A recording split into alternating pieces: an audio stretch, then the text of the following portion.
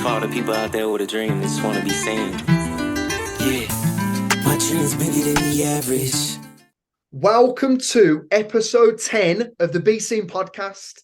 Today, we have a legend in boxing, in kickboxing, in mixed martial arts. We have a gentleman who has crossed over into Hollywood acting, as well as being an author. Welcome, Jacob Stitch Duran. It is an honor to have you on here, brother. Thank you. Thank you, Jonathan. What a presentation, man. And yeah, I think you had asked me. Yeah, the word legend kind of, I always tell people it's overrated. I'm just a normal guy that's very good at what I do, and I guess with those titles, they come with it. But yeah, I'm like you, man. I'm just a normal guy, good at what we do. It's an honor. Thank you ever so much for coming on. Sure. Where did your journey start? How did all this happen? What's the beginning for you? Yeah, it's pretty inspirational, actually. I started off as a farm worker. I was born and raised in California in a migrant camp. So the migrant camps are the people that own the crops would put housing up, and we would live there rent free, but we would work for the master, for the most part. That's not, but no, they treated us very well. So I was born and raised in a migrant camp. So I worked the fields till I was all my life. And then, but during that process, as I was working, baseball was always my dream, was to be a professional baseball player. And, I played every year and all that. And walked on to a college when I got out of high school, and it was 9 miles away from my town, but I didn't have a car, so I would go to school with friends, and they would leave after school, and I would stay and practice, and then I would have to hitchhike home, and I was just naive, and I didn't know about grants, I didn't know about scholarships, so I went and joined the military, the Air Force, in 1972, and a couple of years later, I always said, this was during the Bruce Lee era, Jonathan, that if I went to the Orient, that I would study the martial arts like Bruce Lee, right? And so they put me in a place called Thailand, and here I am, a young guy, naive, but I didn't know what the hell Thailand was. So I had friends that were there like 3 months before me, already stationed, so they were acclimated. So they took me to some Muay Thai fights in downtown Panchan, and I saw these guys, and this guy throws a kick and knocks a guy out, and I said, "Boom, I'm in." So on the base, they had Taekwondo. Well, Taekwondo, to me, Thailand, Taekwondo is the same, right? What did I know? I was naive, right? But we did that for about 3 months, and then the Koreans left, and the Thais took over, and they transitioned us into the Muay Thai system with Taekwondo kicks and all that. So getting back to the States, kickboxing was non-existent. It was just in its infancy stages, and I knew nothing about that, but I joined some karate tournaments and beat the crap out of everybody with just my feet. And so I got into boxing to improve my hands, and started working with fighters and as a trainer, and I promoted some fights and opened up a school of kickboxing with just a credit card, show you how crazy I was. But people had already established, I was already established as a trainer. And then from there, I learned to be a cutman, and going on 28 years ago, I made the move to Las Vegas to follow my dreams, and here I am talking to you. So phenomenal. Dreams do come true. That's why I tell people, follow your dreams, they do come true. And I'm an example because I ain't no different than anybody else, So. It's a mindset. I totally agree with you. There is no difference but how far you're willing to go. And there's things you said there, and they say the formula of luck is preparation, meeting opportunity. You were prepared to go to Thailand. You were prepared to put a credit card and take debt to open a kickboxing gym, a kickboxing school. And it's these risks that if we take them and believe fully in ourselves and we're committed, you can achieve anything. There's nothing you can't achieve. And I truly believe in that. That's 100% way of, I've never heard that interpretation, but you're 100% right. I just tell the people is that in simpler form is that line that we're scared to cross. If you don't cross it, you never get there. Right? Where you've done that same thing. You're sacrificing yourself now with your podcast and everything that you're doing. So yeah, don't be scared, man. You could always go back. And I always told myself, I could do it because it's not going to kick my ass. And that I know. So It's interesting when you say that. I believe that you interviewed Mike Tyson, and he made a reference regarding taking the pain. Can you expand on that? What that means? That mindset, that champion mindset. Yeah, you know, I interviewed Mike Tyson, filmed a documentary called Boxer's Nightmare that deals with all the stuff that fighters go through. And and Mike, we used to train in the same gym. And so he gave me an interview, and I asked Mike, I said, every fighter has that one little thing that nobody has. It takes that special thing to be a fighter. And what is it? And basically he starts off by saying, well, you got to get yourself in 100% physical condition, because your body, Mike Tyson, the only reason for your body is to carry your brain, right? That's a Mike Tyson quote. But then at the end, he says, you got to take the pain. You got to take the pain. And as I left the interview, and it was a week before he got his tattoo, you know, but Mike Tyson's Mike Tyson, right? And as I was leaving, I said, man, he's so true. And I tell these young fighters the same thing. I said, because you go through pain through training, you go through pain in your fights, you go through pain with your family, you go through pain with financial situations. So such a true statement. And that's why I always try to relate to these young guys that those are the things you need. Now, another quote to add to that was Cornelius Boza Edwards from the UK, great legendary fighter, a good friend of mine now. We flew to London together actually, we went to Wolverhampton to fight with Richie Woodall, Art Sawano. But I had met Boza for the first time on the plane, and I told him I wanted to move to Las Vegas. And he gave me this advice, and I tell these young kids, it says, you need three things: a car, a place to stay, and a job, right? And those are the ingredients to get where you have to get. That's crazy you say It's that. crazy, yeah. That's what I'm living. That's what I'm living. Yeah. It is those things you have to strip back.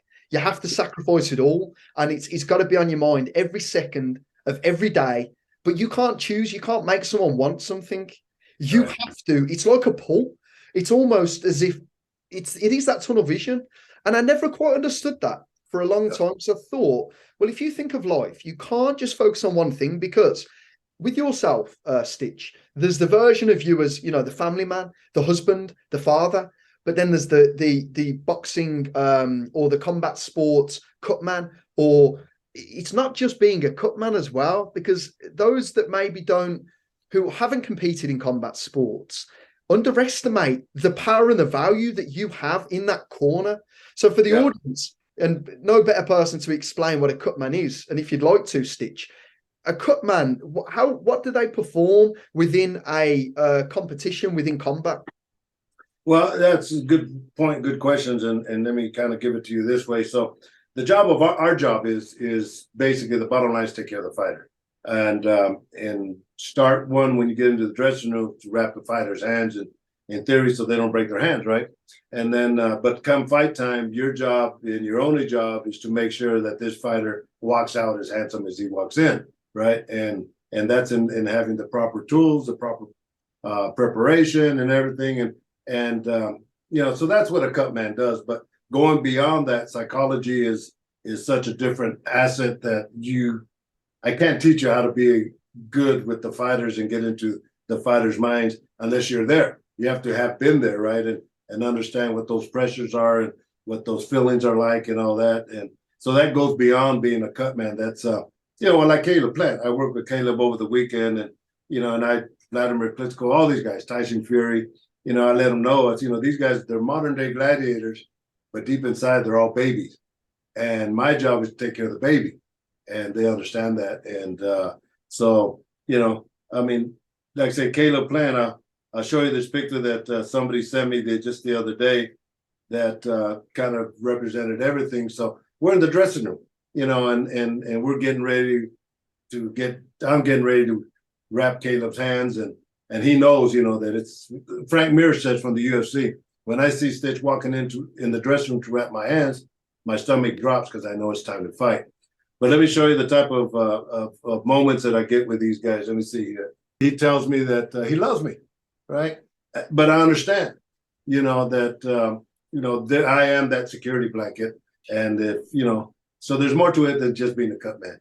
And then we were talking earlier. Let me add to what we were talking about, the things you have to do to cross that line is I always tell people, if you do it for the money, you do it for the wrong reasons. You got to have a passion. 100%. Yeah. I was always told by someone very important in my life that if you follow your passions and become the best at what you do, money will come. The money will 100%. focus on the money. And it's never been about the money. No. I was born poor, so it's not a problem. Been there already, So that's not the issue. But you can see I have, no jewelry, in fact, I have some guys that are working on my balcony right now. Wow. And when I was with the UFC, sponsors used to give me watches because my hands were always on TV, right? Mm-hmm. But this young man, 19-year-old kid, Jordan, I see him and I have a watch that was a little too fancy for me, for my age. So I gave it to him yesterday. I said, you're a good kid. I asked the guy, what kind of guy you are. You're a nice guy. I want to give, just yesterday, I want to give you this watch from me to you so that, you could use it, but make sure you pass it on to somebody else. And little things like that. If I'm going to do something with that, and it's a nice watch, it's a real nice watch, not cheap either, but give it to this 19-year-old kid because that moment there might change his life. I love that. You know what? It's crazy you say this. Two things. You've starred in Rocky Balboa, Creed 1, 2, and now 3 as yourself as well, because Pretty Ricky Connor, which is Tony Bellew. Yeah. I love Tony Bellew. What a man with a huge heart. And I love the way he approaches the game. He's a historian of boxers. He's very switched on and he knows his stuff. I love how he created the David Haye fight. Love both fighters. Anyone who gets into the ring and fights is a giant inside. Yeah. To anybody that gets in, there's no losers. You're a giant, and that everyone's trying to do the best for their families. But that guy is a legend. And it's Rocky Balboa that you're in the opposite corner against Stallone. You're with Michael B. Jordan, with the Don Freed. Yeah. But I'm also in Creed 1 and 2 with Sylvester Stallone. So I always tell people on the bragging side and just kidding around, is how many people have done 3 movies with Rocky, Sylvester Stallone. Shit, I have. How many guys have done 3 movies with Michael B. Jordan? I have. But I'm not even an actor, bro. Just, it's nice, and I'll give you some behind-the-scenes stuff with the Creed. Well, when Joe Cortez, the referee, called me for Balboa, I told him no. They wanted me to be a Cutman. I said, nah, because I got to fight. I'm working with Fabrice Tiozo. He's defending his world title in France. Then the week later, I'm going to be in England with Audley Harrison, the heavyweight. And I can't. So I was thinking money at that time, right? And I called my wife at work. I said, God, I got offered to be in Balboa, but I got to go to France. I got to go to England. She goes, are you crazy? She says, Rocky's an American icon. And I thought about it. And during that point, Jonathan, I'm already on the computer negotiating everything with Audley Harrison's people. And I deleted it and I let them know, I hope you understand. And they understood. And then it turns out that Fabrice Tiozo, his fight got canceled. So follow your wife's advice. And so anyway, going fast forward. And so I did the movie with Antonio. I was Antonio Tarver's Cutman in the movie. So that was one. But going into Creed, my name is Marcel on the script. And I said, man, I don't know anybody named Marcel, But when it was time for Rocky to introduce us to Adonis, and I'm new in this kid. Rocky's there, right? He says, oh, this is Stitch, the best Cutman in Philadelphia. Bro, if my heart didn't start beating, I'd be crazy. And he did. So he kept it in there. Nobody said, cut. No, his name's Marcel. Nuh-uh. So the next day I said, man, I just want to thank you. He goes, no, it has to be authentic, And so that's the relationship I have with Sylvester Stallone. Now there's an actor called Edward James Olmos that came out in America, me, Selena, very famous Mexican fighter or actor, but he looks like me.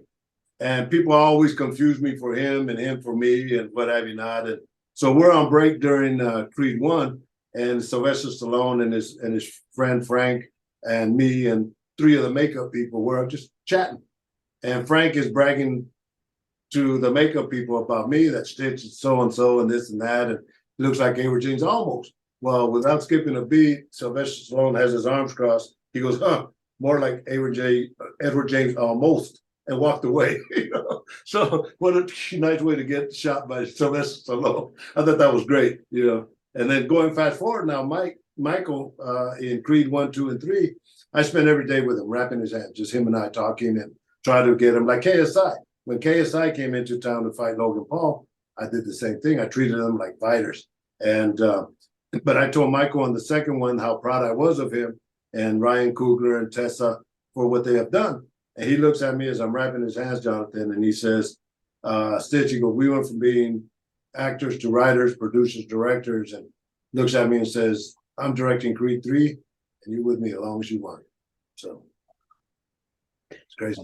I love that. You see, this is the thing that people miss within the films, the relationships between people, the respect, those fine details of a name change, of what it can mean to somebody else. You're almost mirroring your life, but in a fictional world, because you are Stitch the Cutman. And something I have to ask you, I'll just add this part in. We were talking about money, because when Sylvester Stallone, he does an interview with the BBC after Rocky 1 comes out, and he speaks about the struggle of being a aspiring writer, trying to get his story, get Rocky made, which the producers are all fighting for, but they don't want him to star in it. They're throwing obscene money at him. At that time, I believe it goes up to about $250,000, but in today's money, it'd have been a millionaire comfortably. Yeah. Still turns it down. And he said something very important, something you said just a moment ago, in regards to it's easy to turn down when you've never had it, because you haven't tasted that lifestyle, you haven't had the best stuff, and whatever comes with it. And I feel the same, and that's the mentality I'll always keep. And when you said about not having a watch on, I will never wear a watch, because I always want to stay poor, because then my creativity is always high. I have to struggle, I have to go out to bring out my best work. Yeah. If I'm distracted by the other voices, and if you do get there, you should enjoy them as well. If you've worked so hard to get there, but I refuse. For me, it's like there was a famous quote by Socrates: "Know thyself," I believe. Yeah, I know myself. I know what I need to achieve. And that's why I remain away from that. That was number one. Number two, in terms of Michael B. Jordan, I don't know if this is a Rocky theme, but if you look at, say, Sylvester Stallone in Rocky 3, he doesn't look the size of a heavyweight. Not when he slims down with Apollo Creed. Yeah. He isn't the size. So my question is Michael B. Jordan authentically, by weight, a heavyweight? By my eyes, he looks a bit slimmer, but I'm not a boxing expert by any means. Yeah, good question. He's probably a good 215. He's solid, and so in the old days, 215, Muhammad Ali days was pretty normal, right? But when you fight somebody like Drago, he's a lot bigger, right?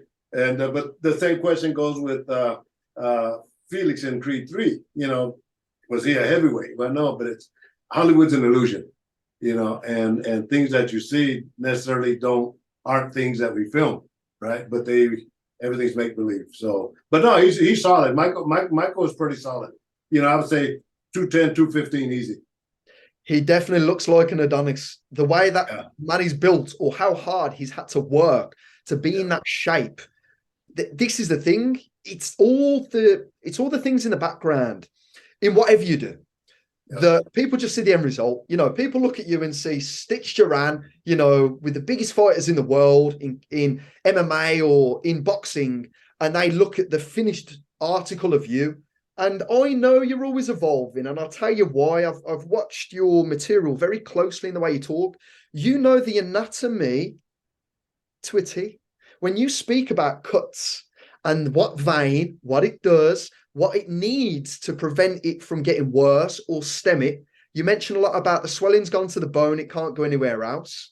You talk about adrenaline, the pads. I've really looked into you because I'm also a great lover of the anatomy. And that's what I'm saying. There's so much more behind Stitch Duran or Michael B. Jordan. How did that happen for you? All that knowledge, was it just picking bits naturally over time and adding them to your toolbox of, right, okay, this is what can give us an advantage in Yeah. the fight? Very, very, very simply, it's called common sense, bro. Right? It's called common sense. You'd have to be a scientist to figure out that if the cut is down to the bone, it's not going to go no deeper. Yes. Right? It's very simple. If you put ice on the swelling, you know that it maintains some of the swelling. If you put the adrenaline chloride 1/1000 in the cut, it's a vessel constrictor, so you know it's going to close up the vessels. It's very simple. As a matter of fact, Mike Tyson did that in that documentary I was telling you about, Boxer's Nightmare. He says boxing's a very simple game. He goes, it really is. But once you break it down into simplicity, it's pretty simple. It's common sense, bro. It would take you a long, long ways, and no bullshit. If you don't, stay away from the bullshit and just common sense. I've always felt that someone who knows what they're talking about can take it to a very simple place very quickly. Yeah. And going back to Mike Tyson, when he talks about Customato, of how he breaks him down, how he broke down boxing, he's a master, because masters know, they know where to travel to the value instantly. This is where the value is. And tell me if I'm wrong, he worked on his confidence. He broke down what would make the perfect fighter in a sense of, what do I need to tap into first? And it's all up here. And then when they have you on side, which you will have, which you said you have the same relationship, you're asking a fighter to be the baby in your arms, to be vulnerable, to basically trust me. And from that, give your knowledge to take them further. Would you agree? 100%. I'm gonna let you listen to. You're one of the few people who hear this. All right. So when Vladimir Klitschko fought Anthony Joshua, Wembley Stadium, 90,000 people. Right. I've been with Vladimir for all these years, him and Vitaly, but I didn't see them until Friday at the weigh-ins because my daughter Carla had gotten married Wednesday and I flew into town Thursday. But you're talking about, and then these guys are 6'10" and 6'8", right? Ukrainians, right? And so I'm talking to him. Finally, at the end, I put my hand on Vladimir. I said, Vladimir, don't worry about nothing tomorrow. I'm going to take care of you like you're my son. And I leave, right? Because I know the night before they can't sleep. You know what it's like. You're an athlete. And so here I am right before Michael Buffer does the announcement in front of all these crazy Brits and worldwide. And Vladimir and I are this far apart as I'm putting the Vaseline on him. And he says, out of nowhere, he says, you could call me son. Bro, if that didn't get me, that was insane. And, one of the best fights he's ever had. But he calls me, hey, daddy. But then months later, which makes it great, I'm in Germany. And I run into Vladimir there. And I said, Vladimir, that moment, why? And very seriously, he says, Stitch, he goes, there's very few people I trust in my life. You are one of them. All right. So now going fast forward for the Creed movie. Michael used me as his advisor. And I told him, please, I want you to, because if I see shit that's not right, I'm going to bring it up to your attention because you're representing my sport. So he comes up to me and says, who should give away the WBC belt during one of the fights? So I explained to him, Jose Suleiman, Mexico City, WBC belt, most prestigious belt. He passed away, his son Mauricio now. So anyway, they got a Mexican from the extras to give away the belt. So I told Mauricio Suleiman when Earl Spence fought Ugas, I was working with Ugas. And he says, well, let's take a picture and let's send it to the brothers because they're in the middle of a war with Russia. Vitaly is the mayor of Kiev. Vladimir, for the most part, is the face of the country representing. So we sent him a picture and Vladimir sent me this, bro. I'm going to let you listen to this. And it kind of says everything. All right, let me see here. My two third man, Specialist Stitch, with whom I spent so much time talking, and he actually saved my career on a lot of different stages. If Stitch wouldn't be in my corner, I would not make the record of 12 years being a champion. So that's so great to see you both, and Stitch is the man. Wow, bro, that says it all. And almost brought tears to my eyes because of the situation that he's in, and for me to have gotten him out of that war mentality into something that was a cushion for him, which is boxing. And me, that was nice. So I'm quite honored. That's lovely, and that's a testament to both you and him. Yeah, yeah. My respect for the Klitschko brothers from afar. Just someone that has watched them. Reigning champions for forever. At one point, couldn't be beat. I believe, is it Vitaly or is it? I think it might be Vladimir stars in Ocean's 11. You're with him. Yeah. Yeah. I just saw that movie the other day and somebody commented on that. So what happened is, going back in December the 12th, 1991. Vitaly says 92. Anyway, when the Soviet Union first broke, we took a team of professional boxers and kickboxers to fight the Ukrainians in Kiev. And Vladimir and Vitaly were young then, but they were already stars. They had big posters of them and all that. So I saw them. I never met them.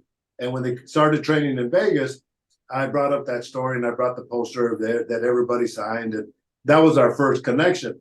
So I had done the movie, and then I liked it that I did this one here. So I was his cut man in the movie.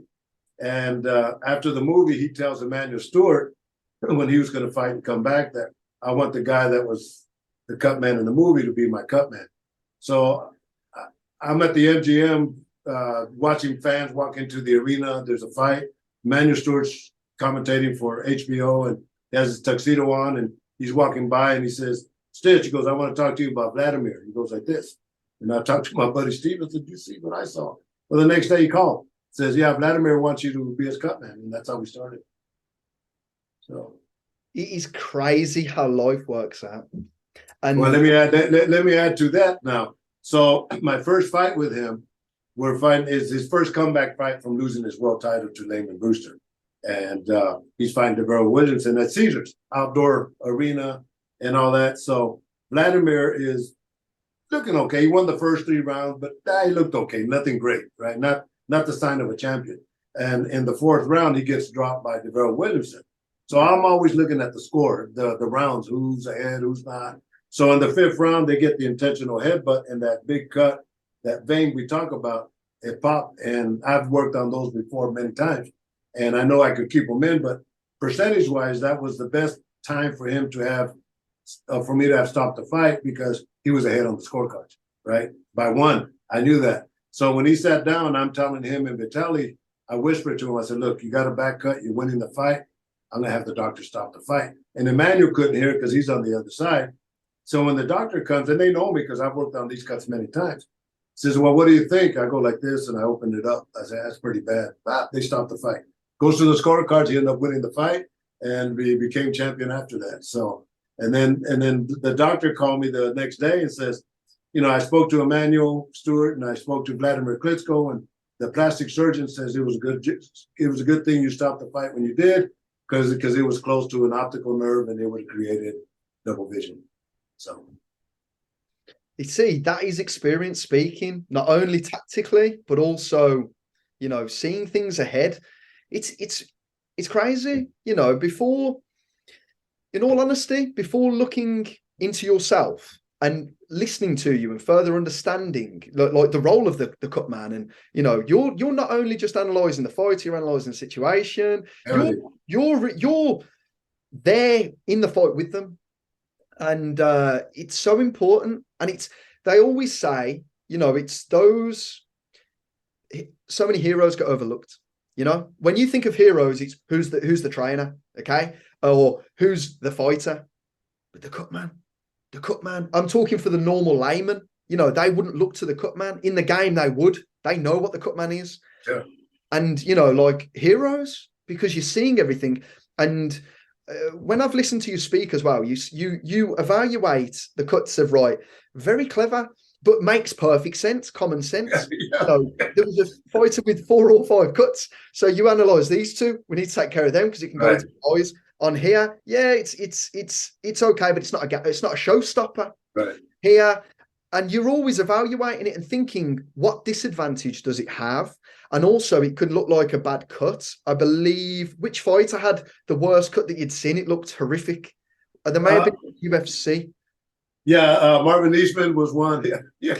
I told Marvin, psychology again is important, right? Yep. So he took a knee from Vitor Belfort, and pretty solid knee. So the big old cut's about this big, and And so I'm working on them, and I know the fans are watching it on the big screen because they're going ooh and on.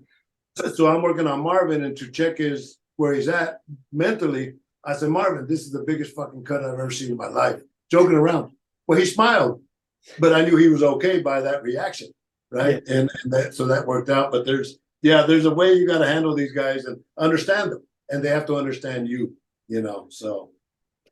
With yourself, you have authored a book, From the Fields to the Garden, in reference to Madison Square Gardens. Would that be correct?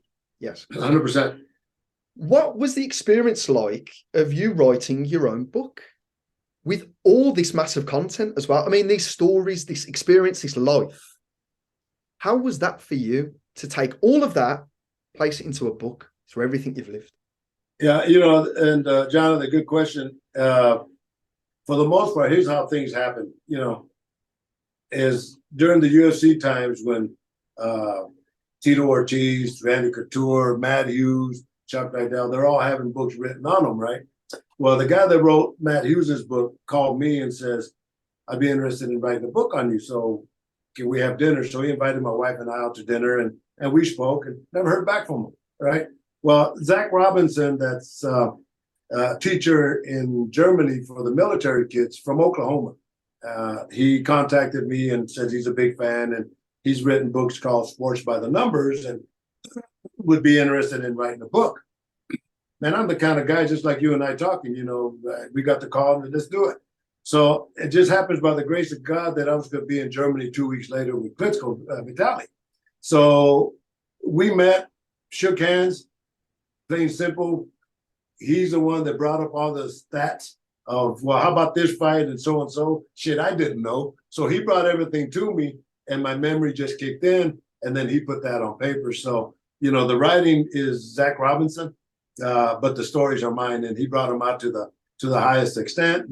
And they got to the point where people were asking about a second book, and, sequels aren't the best. And Zach says, well, what do you think? And then the UFC had let me go. So that was a good story. Plus, I did a lot of military tours and we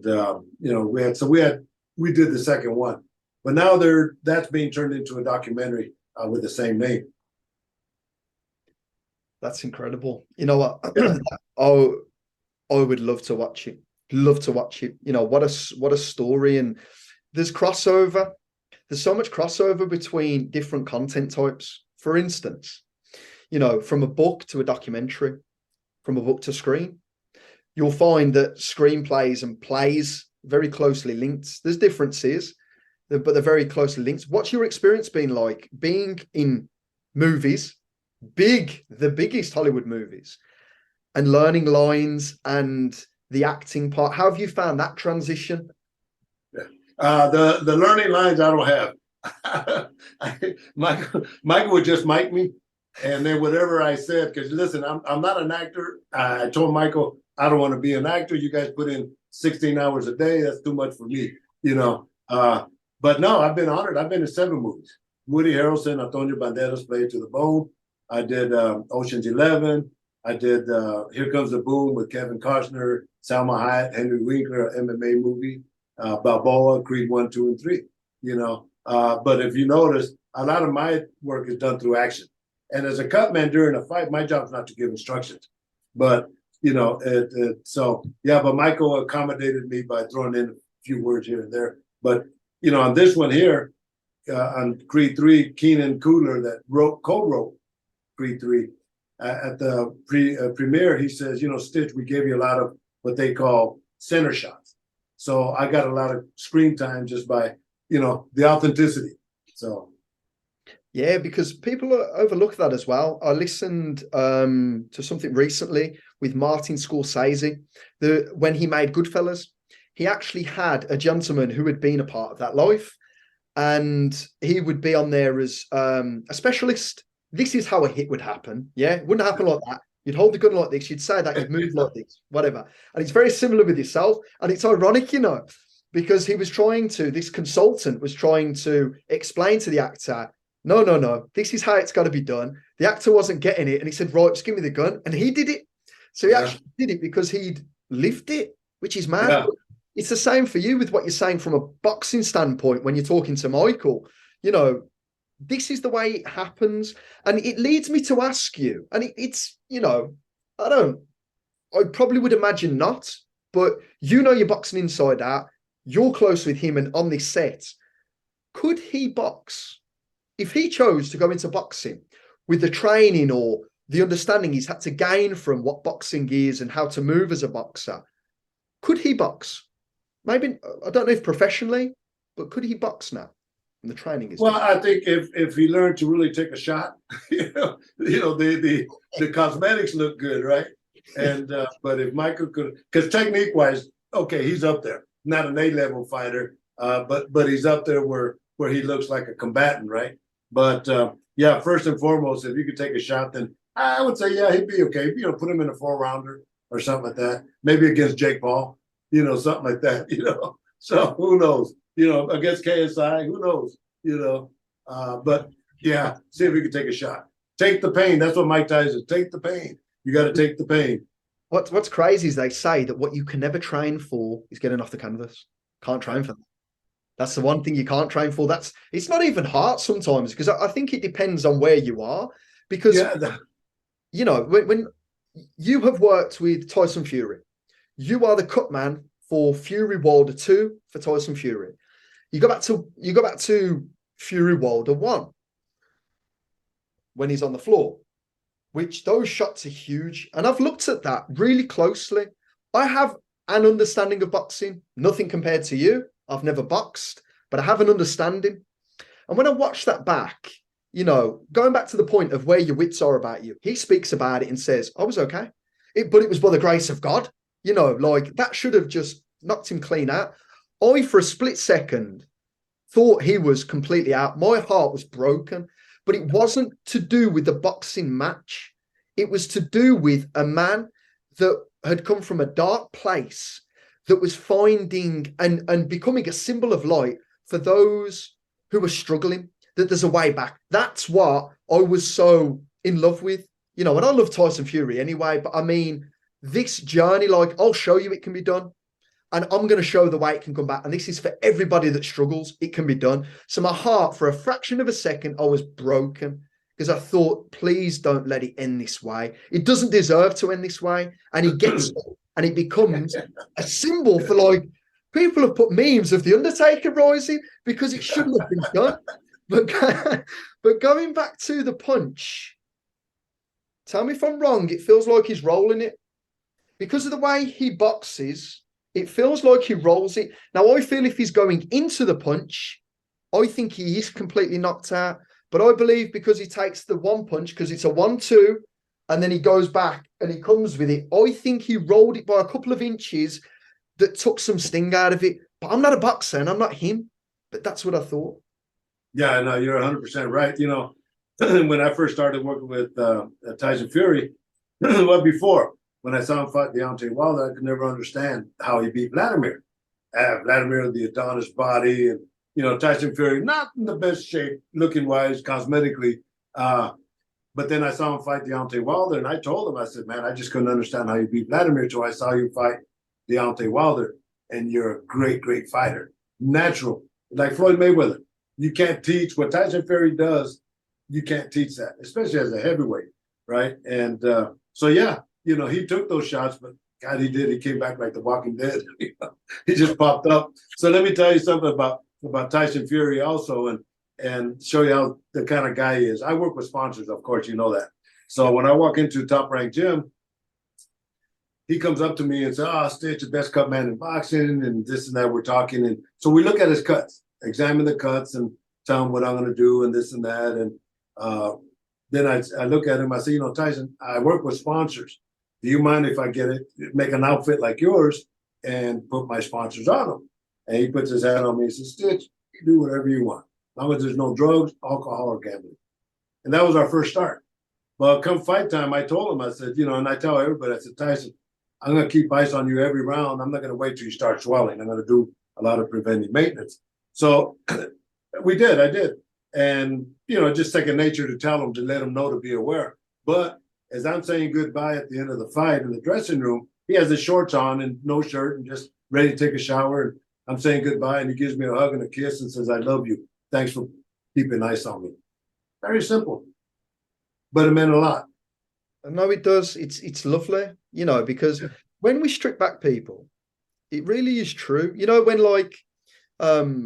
I to myself, like for instance, if you take away, you're a man, you're this age, I'm that age, I'm a man, or whatever, yeah, I'm born here, you're born there, I believe this, you believe that. Strip everybody back, we are the same. All the same. Truly believe that we are the same, and it's that human side because, as you said, these are real world gladiators. They're as close as you can get. If Colosseums are still around and there was spears and lions, they'd be in there, no doubt. Yeah. Because it's a different mentality. But I also believe, and to add, which I don't think people add enough, it's to do down to circumstances because, it still is called prize fighting. It still is down to trying to win a prize through fighting, through a skill and talent you have to do better for your family. That's all it is, Would they do that if they was born into more luxuries? I don't know. Unless their fathers, like, for instance, you've got Nigel Benn. I love Nigel Benn. Conor Benn, his dad, being a legend. The same as Chris Eubank and his son, Chris Eubank Jr. But they've still gone into fighting. And it fascinates me. And they take it seriously. Do you know, they're not doing it coining off the name. They're going in there as warriors. It's got to be in your DNA, Yeah, 100%. Yeah, I work with Shea Mosley Jr. also, same thing, and he could fight, and it's not that his dad is helping him his dad's always there, but it's Shea Mosley Jr., and then he always mentioned, it's always that association.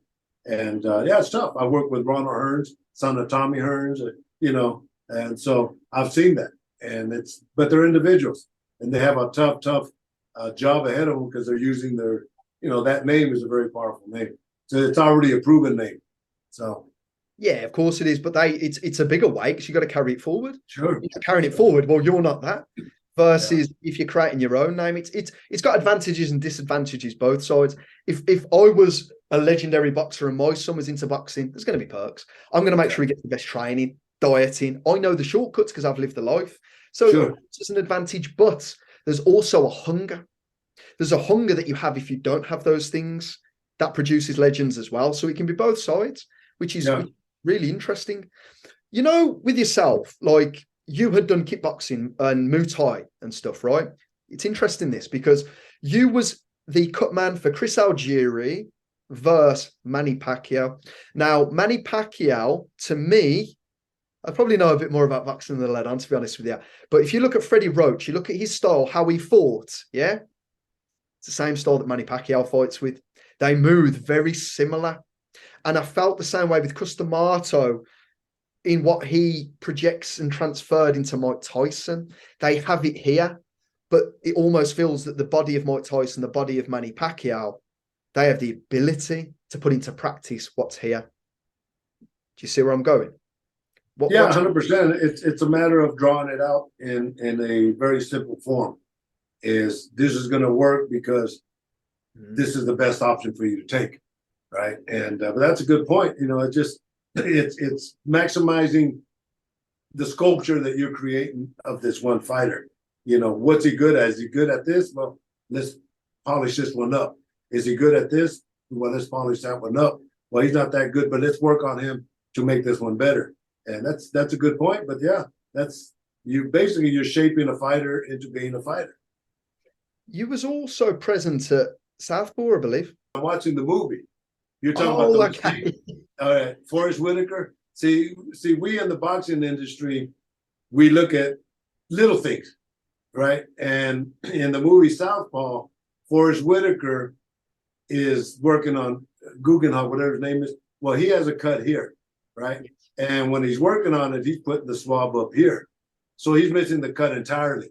So little things like that is what we in our industry we look at if you're representing our sport, right? And that happened when in Creed 2, when the day I arrived, I went on set just to say hi to everybody. And at that point, Drago was knocking this guy out, and the doctor goes in and they use an extra. And he picks his head up and he's looking in his eyes and all that. And I said, no, you can't do that, because you don't know what kind of injury this guy has for you to be picking his head up. Mm-hmm. So I told the assistant director, and they reshot it. The referee for Drago, when he fought Adonis, he had black gloves on, and they're all wrinkled. And to me, that irked the shit out of me. So I made him fold it back, and I made him tape it, and then put the sleeves over it so they're skin tight. Things like that make a difference. You actually saved the fight for Brock Lesnar, I believe. Yeah, Brock. Something to do with his glove tearing. Could you explain? Yeah, hold on a second. Hold on. Yeah, so Brock Lesnar's a great guy. When he joined the UFC, he came with the conditions that I would be the one wrapping his hands and working his fights. And yeah, I'm putting the gloves on. So they have special gloves for it, 4X. So I'm putting the gloves on, and they rip just like the Hulk. And I'm thinking, oh, gee. And then Burt Watson, our coordinator, says, Stitch, we got to do something. We only got one more pair. So I remember the Klitschkos would always put Vaseline on their wraps and then slide the glove in. So I did that and all that. But let me show you this, bro. Look at that. This is Brock Lesnar's glove. Wow. Yeah, look at that. Look at the size of his hands. I know. Yeah, look at that. I mean, yeah, so it's a giant glove, and yeah, he ripped it. He signed it for me, and I kept it. So yeah, it's crazy. Who's a fighter you'd love to have worked with, never got the opportunity, or by circumstances it never happened? God, I've been blessed, but going way back, of course, Roberto Duran.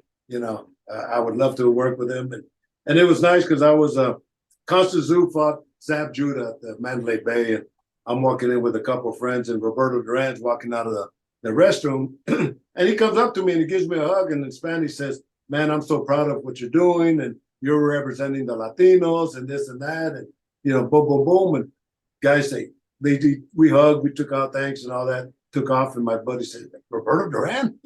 Yeah, so he would have been the one. Yeah, my favorite fighter, one of my favorite fighters. For any fighters listening, I wouldn't want you to be upset with that. But one of my favorite fighters is Sugar Ray Leonard. Yeah. Fights Duran, and it's where it leads on to, which we know, no mass, which doesn't, to me, is no reflection of Duran as a fighter. I think that man's a beast. That man is not. Some fighters for me aren't human. They're just made of something special. I love Sugar Ray. Maybe because I'm the same size, height, but I love the way he boxed. I love that he had speed, technique. He's so special. And there's something he talks about in a documentary. He's doing a charity boxing, like an exhibition, a mess around with a very low-level fighter. I think he was British as well, potentially. And he hits, obviously, he's sparring with Sugar Ray. So he wants to kind of, take a moment. Sure. Sugar Ray. And Sugar Ray says, everything stopped. It's almost as if I went back into muscle memory of being in a fight. And I whip round. And he ends up, he hits him with a body shot, ends him. just shows him. Yeah, it probably just touched a little slap. Yeah. And my question to you is, being on the set of Creed, and Rocky Balboa, being in these scenes, do you ever have flashbacks or muscle memories, from being there live with so many fights? Have you ever felt like you're brought into a fight like, wow, that's spooky, I feel like I'm back at this fight? Has that ever happened to you? Not in Hollywood, but it's a different mentality. You do so many shots and so many moments, but I do, and that's a good point, but I do in relationship to reality of a fight to implement it into a corner. like one of the scenes Michael says as they were doing the editing, he goes, and they didn't use it, he goes, but you pulled my trunks out and I didn't know you guys did that. Well, we do that. It's pretty simple. And then the old little slap in the face, I don't think they put that in because, Michael said they started laughing because I always finish up and, all right, let's go. I don't think they put that in because if they would have left that, everybody would be getting the shit slapped out of them, because they followed the movie, right? But Michael said when that happened, they started laughing, and but those are things that, we incorporate in there that are reality. So how is it? Have you watched the films back? Obviously, you're going to be at the premieres. Which one? So for the Creed movies, all the films, you're there, you watch them. when they premiere? Yeah, I've been to the premieres. I went, yeah, of course. You know, that was a nice thing. And when Creed 3 came out, I saw it 4 times in 1 week. You know, so but so I went to the premiere in LA, and then we had a screening here in Las Vegas. But then I bought 50 tickets, and I went back home to my little town. And the people that I grew up with in the migrant camp, we're all my age now. I invited them as my special guest, and then other people I went to school with and all that. So the theater was sold out with all my friends, and you know, you always kind of get back that way. So, but listen, I'm gonna have to. I want to do this again. I got to go pick my grandson up. I was just about to call him. I set my alarm up because I could do this shit all day, you know. And but let's plan for another continuation. You got a great show here, and I see a lot of good things happen to you. But I'm really interested on this new program that you're putting together. So hopefully, you know, I'll talk to you about the documentary I put together, Boxer's Nightmare, and see how we could channel that to the eyes of the viewers. And but let's stay in touch, man. Great interview, great job, great questions. Just barbershop talk, bro. That's all we do. Stitch, thank you ever so much. What a generous, compassionate, loving guy. Yeah, it's so simple. You know, my parents were like that, and you know, they, even though we grew up as, they were always leaders within our own little industries as farm workers, right? But they always gave back to the people. And you know, in the summer times when we would get people from Arizona, New Mexico, Mexico, Texas to come to our area to pick the crops. So our town would go from 1,500 people to 3,000, 4,000 farm workers. But my parents were always the ones that would help them, welcome them in. And so we've always had that. To us, it's second nature. My background's Italian, very similar. We always look after family. We look after everyone around us. And the heart and the soul, not any other cultures are any less, not. But I feel exactly what you're saying. But 100%. To all our viewers, I hope you've enjoyed this episode. Stitch, there could be a second. There will be. Right, everybody, and be seen. Thank you, Stitch. Right. God bless, my man. Thanks.